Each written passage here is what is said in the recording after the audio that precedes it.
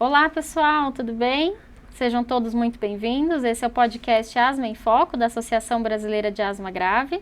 Meu nome é Raíssa Cipriano e hoje eu quero convidá-los a conversar um pouquinho com a gente sobre dois temas muito relevantes para o conhecimento, dos pacientes. Hoje a gente vai falar sobre espirometria, sobre as terapias farmacológicas na asma e na asma grave. E o nosso convidado de honra aqui, super especial, para falar um pouquinho com a gente sobre esse assunto, Dr. José Eduardo Cansado. Doutor, muito obrigada por aceitar nosso convite mais uma vez, O senhor está sempre presente aqui com a gente. Muito obrigada, doutor. É sempre um prazer estar com vocês, Raíssa. Eu agradeço aí a Associação Brasileira de Asma Grave, a Raíssa Cipriano, parabenizo pelo trabalho que você vem desenvolvendo. Realmente muitos pacientes não têm onde buscar ajuda e vocês são uma fonte de informação muito segura e muito útil para os pacientes. Então, sempre que você me chamar, eu estou à disposição para que eu puder ajudar. Obrigado pelo convite. Muito obrigada, doutor. Professor, você poderia começar se apresentando para o pessoal que está nos assistindo, por favor? Meu nome é José Eduardo Cansado, eu sou médico pneumologista formado na Santa Casa de São Paulo. Depois eu fiz residência em clínica médica e pneumologia na Santa Casa. Depois eu fui para a USP e acabei fazendo um doutorado na Faculdade de Medicina da Universidade de São Paulo. Em 2010 e 2011 eu trabalhei na Universidade de Miami como professor assistente de pesquisa, isso foi um pós-doutorado. Depois que eu voltei então de Miami, da Universidade de Miami, trabalhar lá, eu voltei como professor voluntário na Santa Casa de São Paulo. Então hoje eu venho toda quarta-feira, mas eu moro no interior de São Paulo, eu moro em Piracicaba, meu consultório é em Piracicaba. E eu gosto muito de viajar, eu gosto muito de dar aula, eu gosto muito de poder ajudar as pessoas, então essa é uma das partes de voluntariado que eu trabalho na minha vida, é exatamente essa parte de dar aula. Eu venho toda quarta-feira, faço ambulatório de asma grave na Santa Casa de São Paulo. Hoje eu estou desde as 8 da manhã dando aula para o terceiro ano de medicina na Santa Casa de São Paulo. Então eu gosto muito dessa parte acadêmica e morando no interior a gente sente falta. Então 2 dias por semana eu estou em São Paulo ou em alguma outra cidade do Brasil dando aula ou tentando ajudar as pessoas, ensinando um pouquinho do que a gente aprendeu e teve a oportunidade de aprender durante a vida. Muito bom, doutor. E assim como paciente e frente à Associação de Asma, eu posso dizer que nós somos muito gratos por todo o seu trabalho. E o senhor falou do seu trabalho, do seu empenho no voluntariado. Eu acho que desde o início da associação, o senhor é uma das pessoas, dos profissionais qual abraçou a causa, junto com a gente. Obviamente, já trabalhava nisso há muito tempo, mas saber que a gente tem com quem contar e profissionais, tão engajados aí junto com os pacientes, realmente nos traz, assim, renova a esperança, sabe que o nosso trabalho nunca é em vão, professor? De maneira alguma. Eu acho que, na verdade, existe uma necessidade não atendida nesse campo que é muito importante. Eu tenho uma esposa que tem câncer de ovário há 7 anos e hoje ela é voluntária do Oncoguia, por exemplo, e simplesmente ela conversa com pacientes jovens que, por exemplo, tiveram diagnóstico de câncer. Quando você recebe um diagnóstico desse na vida, o chão cai, Você tem a certeza que você vai morrer muito logo. E isso aconteceu, por exemplo, com a minha esposa com 47 anos de idade.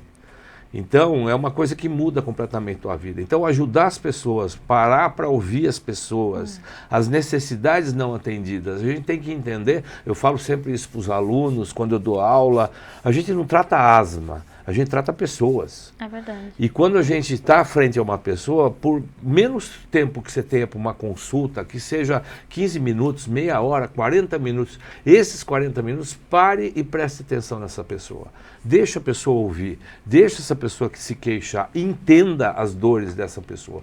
Porque fica muito mais fácil a gente se colocar no lugar da pessoa, de ajudar essa pessoa de alguma forma. Então, a nossa função não é tratar uma doença, na verdade é ajudar uma pessoa quando ela procura a gente, porque ela tem uma necessidade, por isso que ela está procurando a gente. A gente tem que entender isso. Isso é muito importante, tentar se colocar no lugar do outro. Eu tenho certeza que você vai conseguir ajudar muito mais a pessoa. Então eu acho que é uma coisa bacana que a vida me ensinou e que eu tento retribuir isso, dando isso para as outras pessoas, dando para os alunos, para os colegas que participam das aulas que a gente acaba dando, por aí. É verdade.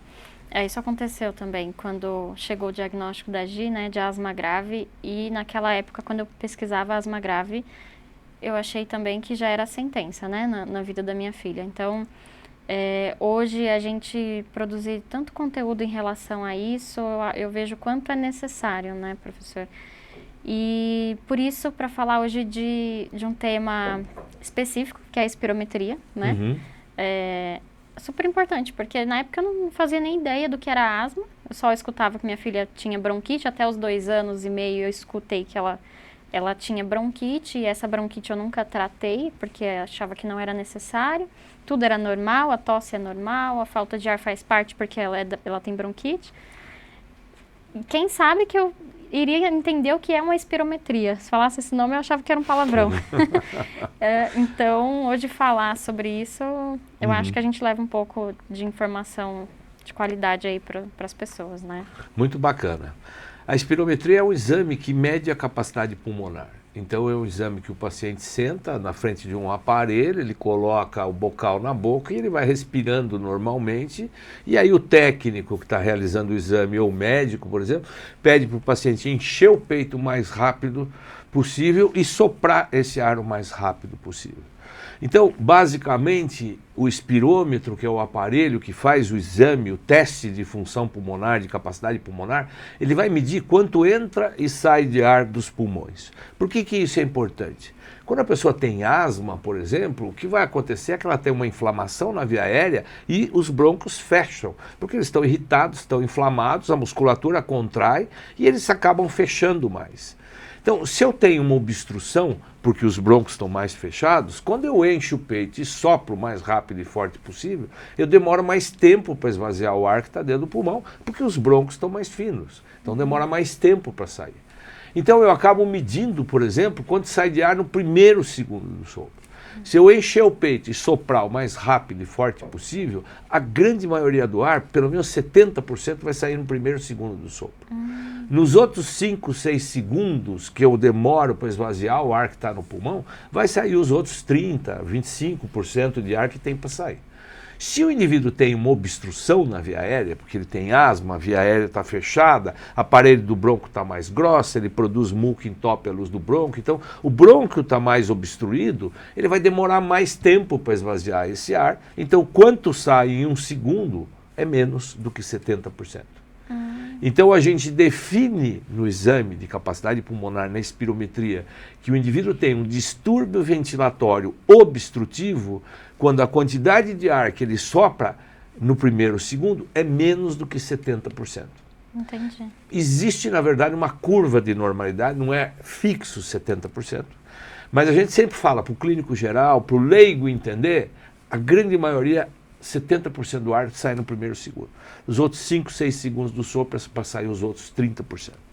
Então, se o indivíduo tem a via aérea fechada, ele demora mais tempo para esvaziar. Então, o indivíduo que tem asma, por exemplo, ele tem que ter 8, 10 segundos soprando para esvaziar o ar que está dentro do pulmão. Então, quanto sai no primeiro segundo é menos. E aí, na verdade, nós vamos quantificar esse ar que sai no primeiro segundo e definir, classificar essa obstrução, se ela é leve, se ela é moderada ou se ela é grave, baseado em quanto está reduzido, quanto ele sopra no primeiro segundo.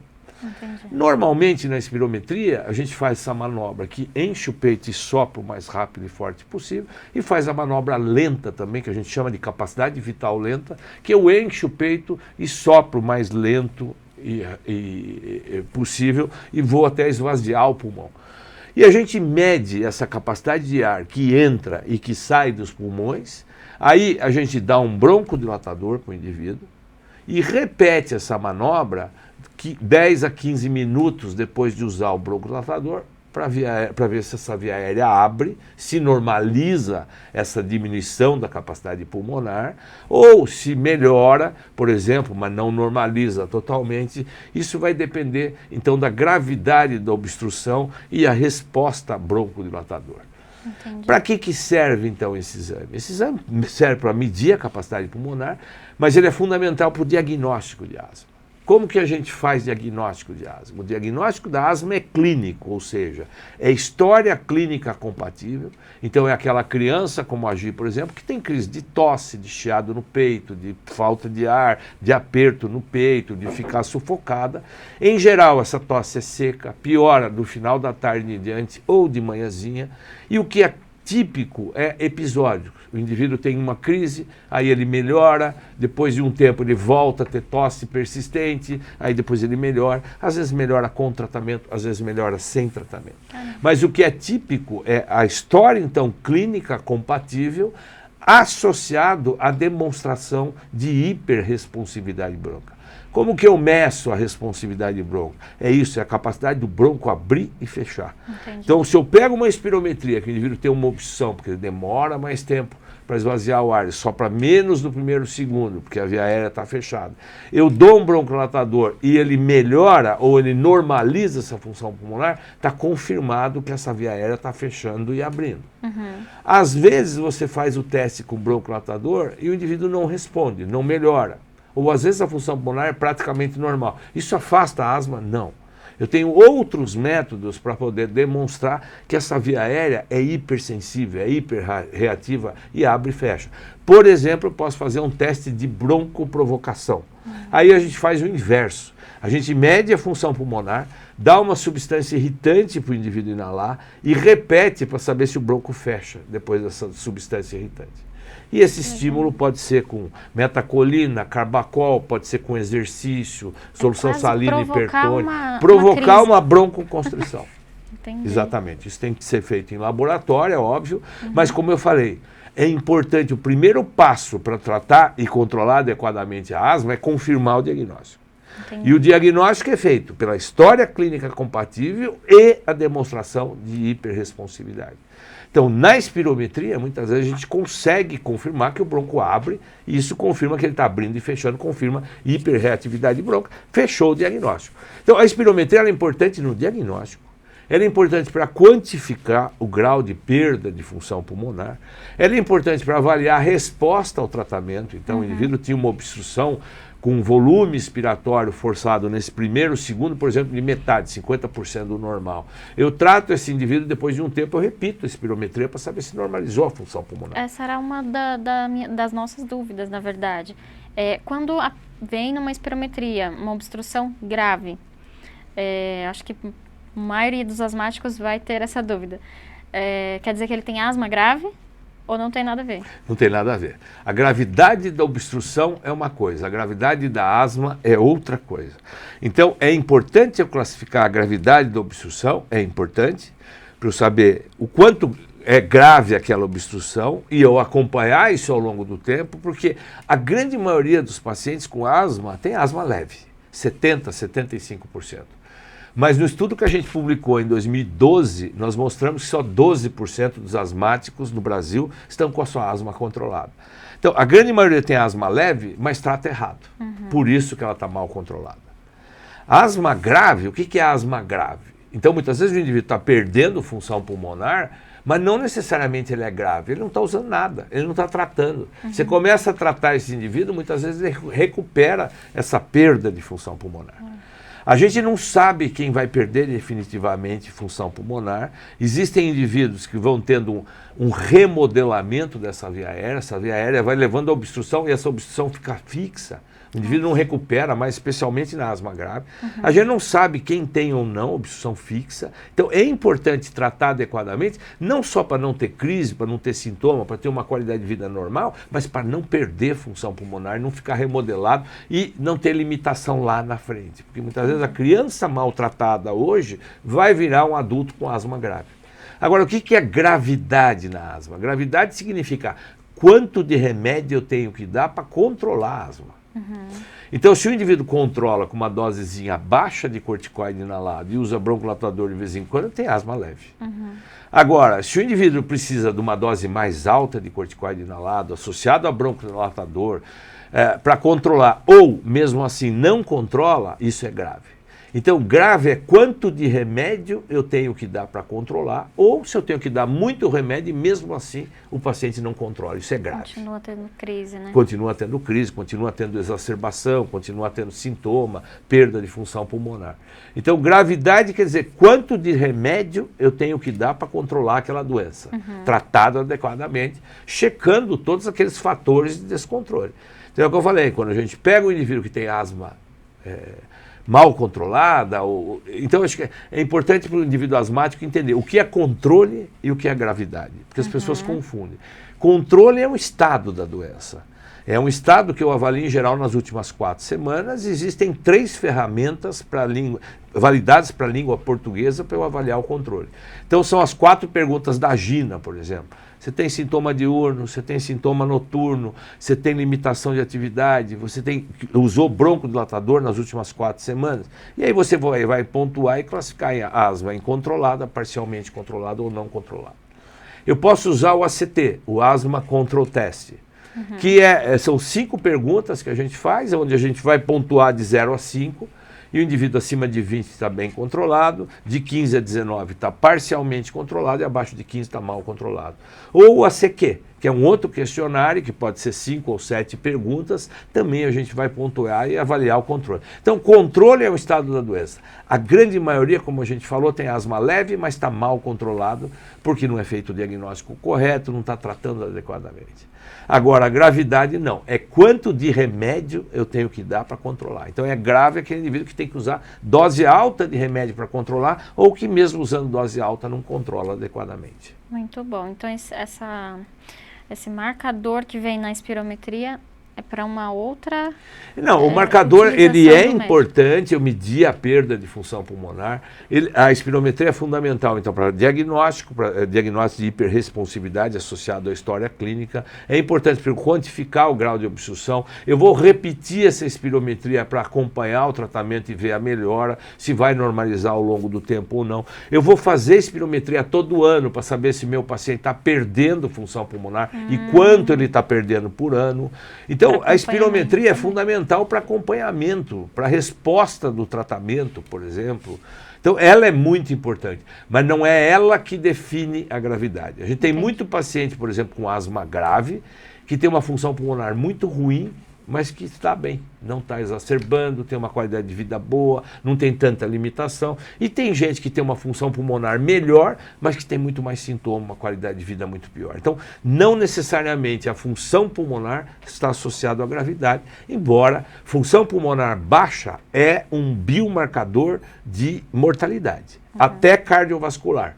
Se o indivíduo tem capacidade pulmonar baixa ou volume expiratório forçado, que é o quanto ele sopra de ar no primeiro e segundo baixo, isso está associado à maior causa de morte, não só respiratória, mas cardiovascular também.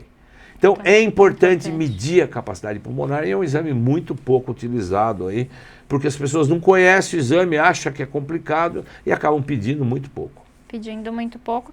E dentro do grupo de pacientes tem medo de fazer o exame. Alguns pacientes pensam que não vão conseguir fazer o exame, né? Já vi relatos de paciente, não, mas eu passei mal, eu senti tontura durante o exame. E ali começa aquele medo, aquela confusão, né? É complicado, por isso que é importante, na verdade, a gente aprender a lidar, né, com os medos e crenças de cada um. É um exame chato de ser feito, porque é um exame que depende do esforço da pessoa. E quem está fazendo o exame, o técnico, o agente fazendo o exame, só pelo gráfico no computador você consegue saber se o indivíduo está fazendo a força que dá para soprar ou não. Não é a capacidade em si, é o jeito de soprar que tem que ser correto. Então não é um exame que o indivíduo deita lá e que o aparelho faz o exame sozinho, como um eletrocardiograma ou um ultrassom, que é o médico que vai estar olhando e fazendo o exame. Não, esse é um exame que você tem que encher e soprar o mais rápido e forte possível, você tem que botar toda a força na hora de soprar. Então a gente olhando a manobra no computador, a curva, às vezes, sabe que o indivíduo não está conseguindo fazer como tem que fazer, e se o exame não for feito com aquela técnica adequada, a gente acaba subavaliando a capacidade pulmonar e o exame não serve. Então a técnica durante o exame Também. é muito importante. Muitas vezes a gente tem que fazer o indivíduo soprar 8, 9, 10 vezes para conseguir pelo menos 3 curvas aceitáveis, reprodutíveis, que foram realmente adequadas para a gente interpretar a capacidade pulmonar. Entendi. Então é um exame chato, precisa ter muita paciência, o técnico que faz precisa ter muita paciência, mas é um exame muito importante então do indivíduo fazer, para a gente entender como ele está hoje e no futuro seguir essa função pulmonar e poder ajudar da melhor forma possível a manter ou recuperar essa perda de função pulmonar. Porque é isso que quantifica a perda de função pulmonar, que é uma das consequências, não só a curto prazo, quando você tem uma crise, a capacidade pulmonar cai porque o bronco fecha, mas a longo prazo, se o indivíduo tem uma inflamação e essa inflamação não está sendo bem tratada, a via aérea vai fechando, vai remodelando e o indivíduo às vezes ao longo de 20, 30, 40 anos, perde muita função pulmonar, chega lá, na idade adulta vai ter falta de ar e muitas vezes você não consegue recuperar. Sim. Então é importante acompanhar a espirometria ano a ano, repetir progressivamente no mesmo indivíduo para entender o que está acontecendo, se o tratamento está sendo efetivo ou não, além dos outros parâmetros que a gente usa, é claro. Sim. Doutor, e no caso de pessoas que utilizam algum medicamento contínuo? Por exemplo, os inalatórios. É necessário deixar de fazer uso para fazer o exame? Depende muito da função do exame. Então, se é um exame, por exemplo, eu confirmar o diagnóstico, o ideal é não estar usando nada. Entendi. Se é um exame que eu quero avaliar se o indivíduo tem resposta à hiperresponsividade bronca, se ele usou no dia, por exemplo, broncodilatador, a chance de dar fechado é menor. E quando eu uso o broncodilatador, a chance de responder também vai ser menor. Então, o ideal é não usar o tratamento, principalmente se eu estou pedindo uma espirometria para confirmar o diagnóstico de asma. E como eu falei, o diagnóstico é história clínica associada à demonstração que o bronco abre e fecha. Então eu faço espirometria, mostro que está fechado, dou um broncodilatador, mostro que abriu, eu confirmo que tem hiperresponsividade. Agora, se o indivíduo usou o remédio no dia, principalmente quando ele usa um corticoide com um broncodilatador, e dá normal, pode estar normal porque ele usou o remédio, e não porque seria normal. Então, de preferência, quando eu vou avaliar o paciente, eu peço para não usar pelo menos 12 horas antes do exame, que é o tempo de efeito dos broncodilatadores de ação prolongada. Né? Então a gente pede para o indivíduo parar de usar na noite anterior do dia do exame e durante o exame aí a gente mede a função pulmonar e repete o broncodilatador. Agora, muitas vezes eu estou acompanhando aquele paciente, eu peço para ele usar o remédio, por exemplo, o paciente tem uma perda de função pulmonar muito grande. E eu quero saber se o remédio está sendo efetivo melhorando. Então, muitas vezes eu peço para ele usar no dia para eu ver com o remédio se a função pulmonar ficou normal ou não. Sim. Ou se ainda está abaixo do normal, se eu posso aumentar esse tratamento para tentar recuperar mais essa perda de função pulmonar. Então, depende muito da função do exame, para que o exame está sendo pedido. E é muito importante a gente fazer uma anamnese junto com o exame para entender por que o colega médico, por exemplo, está pedindo esse exame, o que ele quer ver, e a gente poder interpretar se tem que ter usado ou não o broncodilatador no dia. Interessante, doutor. E é um exame que a gente tem acesso no SUS, por exemplo? Sim. É um exame que, na verdade, existe no SUS, né? Não é todo lugar que tem. A gente tem uma luta muito grande aí dentro da Sociedade Brasileira de Pneumologia, porque, por exemplo, o diagnóstico de POC é espirométrico. Quer dizer, doença pulmonar obstrutiva crônica, o próprio nome já diz. Se fazer o diagnóstico de obstrução crônica, você tem que fazer uma espirometria para demonstrar a obstrução. Então, existe um subdiagnóstico no Brasil de DPOC muito grande, porque não tem espirometria nos lugares. Então, existe um movimento muito grande aí da Sociedade Brasileira de Pneumologia tentando disseminar a espirometria como um exame simples, fácil, barato de ser feito. Em alguns lugares ainda possivelmente as pessoas tenham dificuldade de encontrar exame, não é em todo lugar no SUS que vai ter, mas é um exame cada vez mais disseminado e é um exame simples de ser feito. A gente fala, o cardiologista, por exemplo, pede muito pouca espirometria, né? A gente fala, a espirometria é muito mais simples do que um eletrocardiograma para interpretar. Para um aluno, por exemplo, quando você explica, é muito simples, quer dizer, se você enche o peito e sopra rápido, se o indivíduo tem obstrução, demora mais tempo para sair o ar. Então, quanto ele sopra no primeiro e segundo, vai ser menos, em relação ao total. É simples de entender a fisiologia do exame e se você entender um pouquinho da doença, simples de entender o exame. Mas a grande maioria não pede porque não sabe interpretar, a hora tem aquele monte de número, não sabe o que olhar e acaba não pedindo. Então, mas é um exame cada vez mais difundido, disseminado. Ainda não é todo lugar que tem, mas se Deus quiser, aí no futuro próximo nós vamos ter muito mais espirômetro pelo Brasil. Tem alguns projetos de algumas empresas de indústria farmacêutica, principalmente, que levam espirometrias em ônibus, por exemplo, fazendo mutirões de espirometria. Então isso é muito interessante, acaba ajudando, porque o Brasil é um país continental, é um país muito desigual. Então você falar que tem espirometria, isso não é a realidade em muitos estados, em muitos locais do Brasil, onde não tem nem... certeza. Você chega só de barco, por exemplo. É verdade. É muito complicado. E a demora também, né? Para toda demanda, muitas vezes não com dá certeza. tempo. A asma não espera, né? Sim, com certeza. E tá aí o quão é importante, né? Para o paciente entender sobre esse assunto, né? Pois se trata, assim, de algo necessário para o diagnóstico e para o acompanhamento, né, doutor? E, assim, eu acho que como entender a importância de como diagnosticar, eu acho que queria levar agora um pouco o nosso bate-papo para o lado do tratamento, da gente tentar entender a importância da utilização do tratamento farmacológico, para que a gente precisa cada vez mais se inteirar, o paciente saber como que age a sua medicação no seu organismo, porque eu sei como mãe no começo ali do tratamento da GIA eu tinha muito medo, né? Tem os medos, os mitos, crenças, né?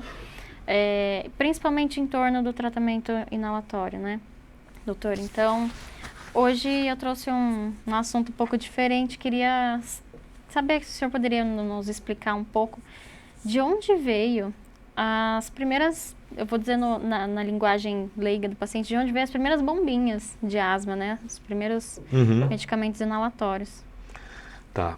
Por que tem que dar medicação inalatória e por que a via inalatória é a principal para tratar a asma? A asma é uma inflamação na via aérea. E o anti-inflamatório que funciona para esse tipo de inflamação é cortisona. A cortisona é o mais potente anti-inflamatório que existe, mas ela também tem muito efeito adverso. Então, se eu usar oral ou injetável, a quantidade de remédio que vai chegar na via aérea é pequena, e a quantidade de remédio que chega no resto do corpo é muito grande. Eu vou ter muito efeito colateral com pouco benefício. Então, quando eu inalo um remédio, o remédio vai direto aonde está inflamado e aonde a via aérea está contraída e fechada. Entendi. Então, com uma dose muito menor, eu faço esse remédio chegar lá muito mais rápido. O tempo que o remédio fica na via aérea, no receptor, para desinflamar, para levar a broncodilatação, é muito maior. A quantidade de remédio que é absorvida pelo resto do corpo é muito menor. O efeito colateral é muito menor. Então, só tem vantagem usar medicação inalatória. O grande problema é que usar medicação inalatória não é fácil. Não é igual engolir um comprimido, ou tomar um xarope, ou engolir uma balinha, mastigar uma balinha. É muito mais simples fazer isso.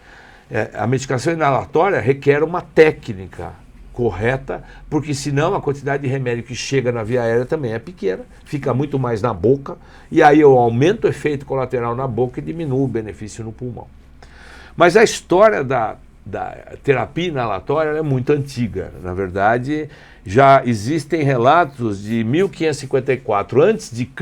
Nossa. Já se fazia inalação com plantas para tratar a doença respiratória. E o primeiro relato que existe na literatura foi encontrado no Egito, e data de 1554 a.C., e foi encontrado entre as pernas de uma múmia, num papiro, a descrição, então, de pessoas que faziam inalação com plantas na época, que tinham atividade que diminuíam a broncoconstrição. A tecnologia, na verdade, de inalação para tratamento de doença respiratória, então, é muito antiga, mas a medicação mais utilizada aí que a gente conhece na história é o uso do ópio, né? E o ópio era fumado inicialmente para tratar a doença respiratória. O relato mais antigo é de 1100 a.C., na China. Já se produzia várias pipas para fumar ópio, e depois do ópio ser usado como tratamento de doença respiratória, passou a ser utilizado para recreação. Mas em 1797, um pesquisador inglês, Samuel Cooper, descobriu que a Datura estramônia, que era uma planta, ela tem atividade anticolinérgica, ela impede a broncoconstrição, é o princípio ativo hoje dos anticolinérgicos, do tiotrópio, por exemplo. Que legal. Né? E ele começou a produzir cigarros de tabaco para tratamento de asma. A palavra nebulizador surgiu na língua inglesa em 1874. Mas a tecnologia da inalação moderna, das bombinhas que a gente tem hoje no mercado, surgiu em 1956, quando a Suzy, uma menina de 13 anos de idade, tinha asma grave. Ela era filha do George Mason. O George Mason era um médico na época e ele era presidente da Ricker Laboratórios, que hoje é a 3M no mundo. Olha. E ela chegou para o pai dela e falou: papai, por que a minha medicação para asma não pode ser usada igual o spray de cabelo da mamãe? Nossa. E aí ele, que era médico, e o químico da empresa dele, que chamava Arvin Purge, eles desenvolveram em 1956 o primeiro protótipo de dispositivo em spray e ganharam um prêmio. Nossa, e aí foi lançado esse primeiro dispositivo. A partir daí, a tecnologia de desenvolvimento de dispositivos inalatórios evoluiu muito. Então hoje a gente tem, na verdade, uma tecnologia com muita física e química por trás dos dispositivos inalatórios. Então a gente tem hoje os dispositivos em spray, que são as famosas bombinhas. A gente tem dispositivos em pó. A gente tem dispositivos em névoa, como o Respimate, por exemplo, do tiotrópio. A gente tem os espaçadores e tem os nebulizadores. Além dos diferentes dispositivos, a gente tem várias classes de medicamentos. Então, nós temos corticoides inalados, e nós temos 5 tipos de corticoides disponíveis no mercado brasileiro. Nós temos broncodilatadores do tipo beta-2, de curta ação, de longa ação e de ultra longa ação, com efeito 24 horas.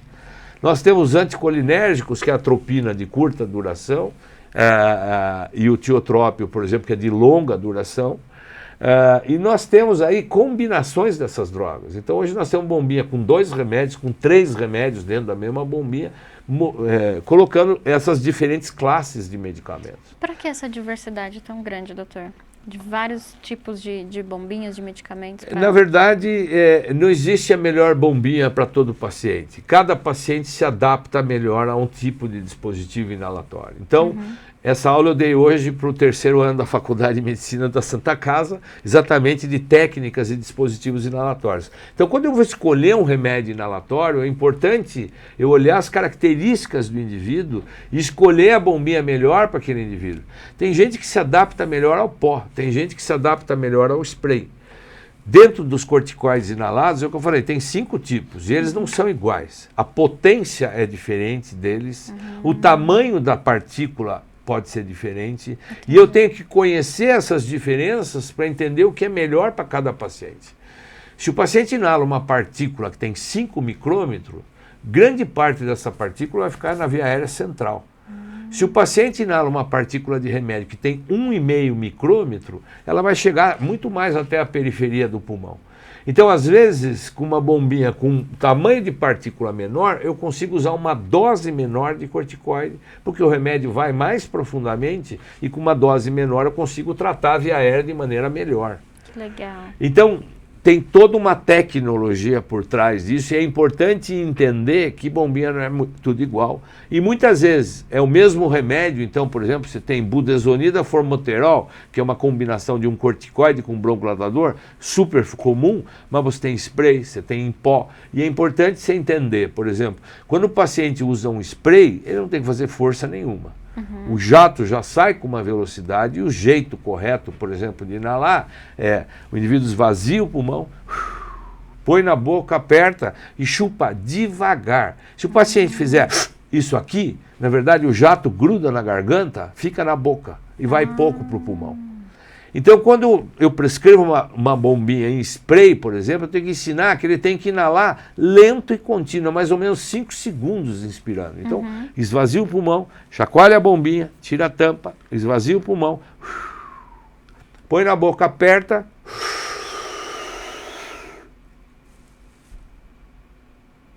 prendo a respiração sem engolir 10 segundos para dar tempo de absorver, aí eu solto. Quando eu prescrevo uma bombinha em pó, seja cápsula, seja um dispositivo de multidose, o jeito certo de inalar é rápido e forte. Já é diferente. É completamente diferente. Caramba. Então é curto e forte, Aham. não é lento e contínuo. Quando eu misturo bombinhas, então se eu dou uma bombinha em pó de manutenção e de resgate eu uso um spray, o que o paciente vai fazer? Ele vai usar tudo igual. Tudo igual. E aí ele vai usar uma delas errado. A deposição pulmonar do remédio vai ser menor. Então é importante não só eu ensinar, mas eu checar em toda a consulta. Então eu peço para todo paciente, você vem na consulta, traz a bombinha que eu quero ver. Ah, não importa que você usa a bombinha há 20 anos, não importa, traz em toda a consulta que eu quero ver. Porque é muito frequente, o paciente faz isso aqui, e dá uma engolidinha e segura. A hora que ele deu essa engolidinha, ficou tudo na boca, não vai chegar no pulmão. Então a grande dificuldade da medicação inalatória é a coordenação, a técnica inalatória que tem que ser checada adequadamente. Então, um paciente, por exemplo, que tem uma criança muito pequena, que não tem coordenação, o que eu faço? Eu uso um spray com espaçador e máscara. Porque quando eu coloco o espaçador e máscara, eu solto o spray, eu deixo a criança respirando 5 vezes, é a mesma eficiência do spray usado adequadamente por um adulto. Que o espaçador ele segura ali o a espaçador dose, diminui a necessidade de coordenação motora. Ele aumenta a distância pelo jato percorrido, então diminui a velocidade do jato e a criança vai simplesmente ficar respirando. Então você solta um jato e ela fica.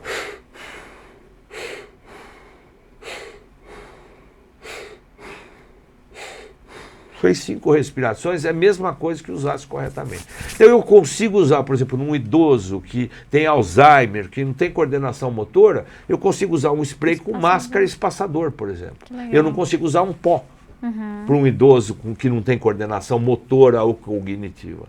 Então é importante, na hora de eu escolher o remédio, eu escolher o dispositivo inalatório junto, e o melhor dispositivo vai depender das características do paciente. O que é muito importante é não ficar misturando muito, como eu falei.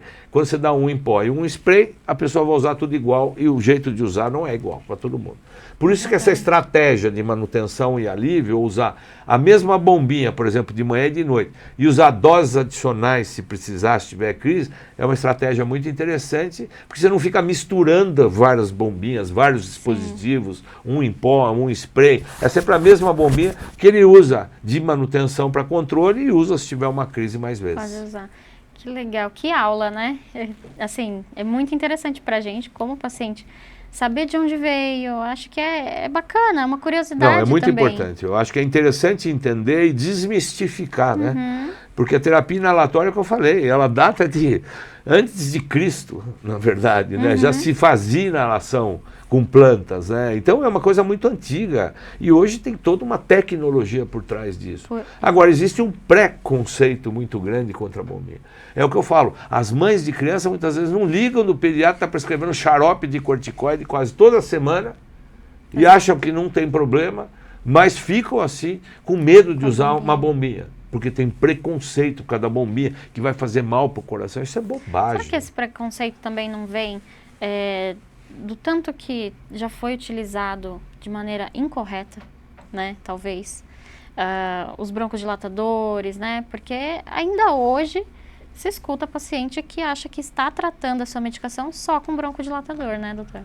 Sem dúvida alguma. Esse é um enorme problema, inclusive em Curitiba, no congresso, há 2 semanas atrás, Congresso Brasileiro de Asma, que você estava lá, eu apresentei um trabalho, eu fiz um levantamento de quanto vende de broncodilatador no Brasil antes da pandemia, em 2019, e quanto vendeu até 2022. E é uma coisa absurda. Então, no Brasil, hoje, se vende em torno de 32 milhões de unidades de broncodilatador. 32 milhões. Enquanto que corticoide inalado não passa de 7 milhões e corticoide mais broncodilatador em torno de 8 milhões.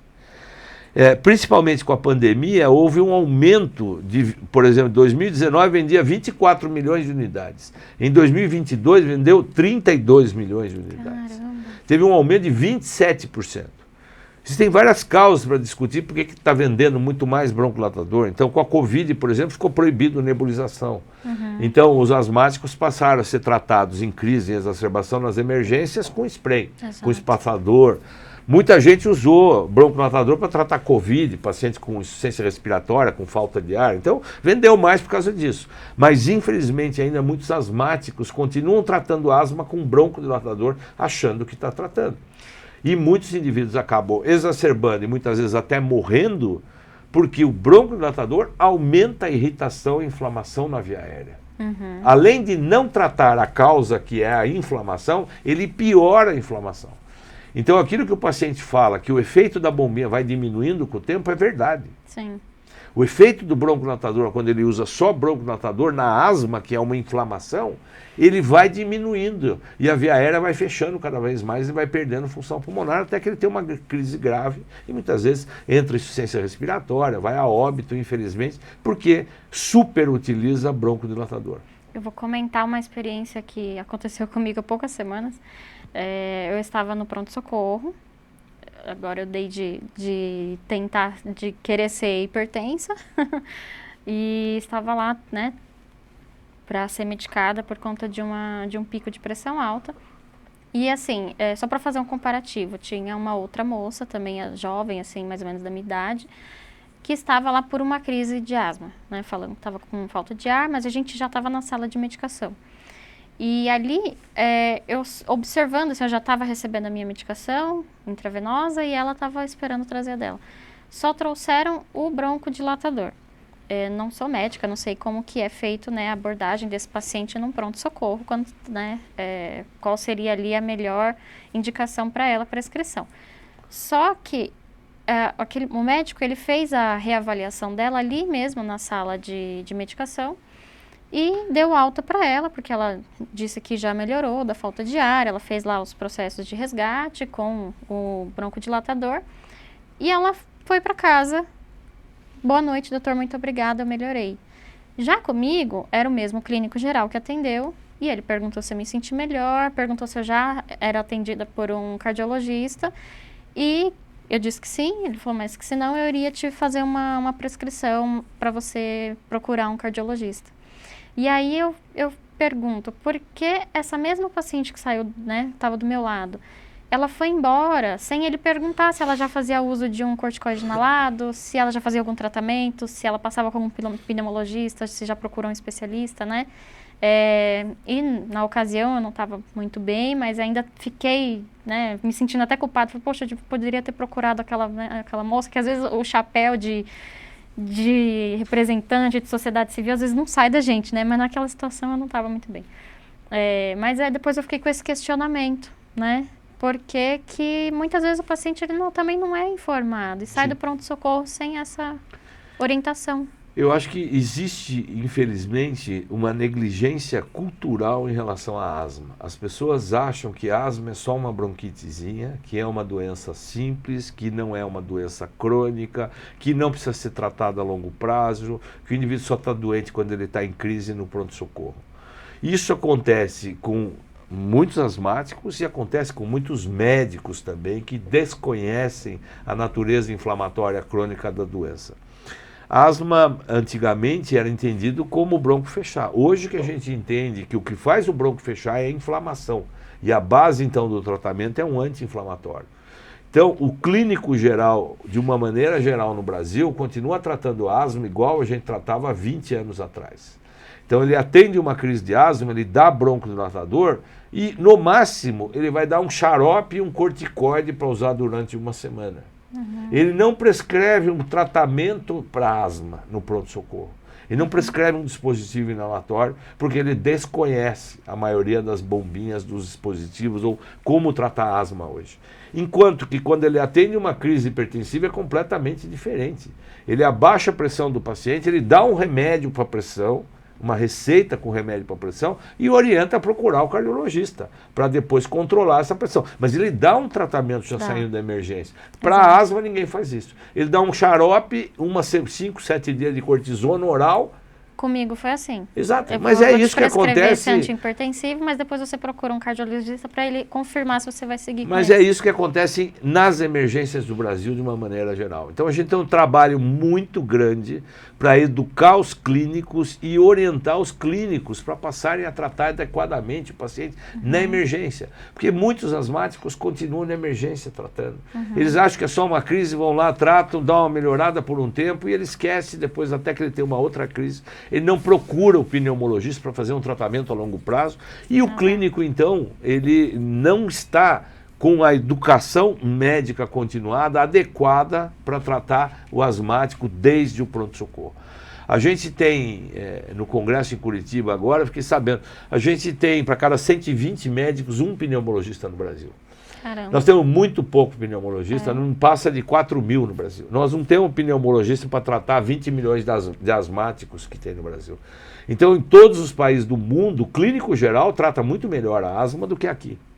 Então, o clínico geral tem que tratar a asma leve, a asma moderada, a grave, que tem que ir para o especialista. Então, é importante, na verdade, a gente trabalhar para reeducar esses médicos e eles passarem a tratar melhor o indivíduo com asma, desde o atendimento na emergência até a alta para casa.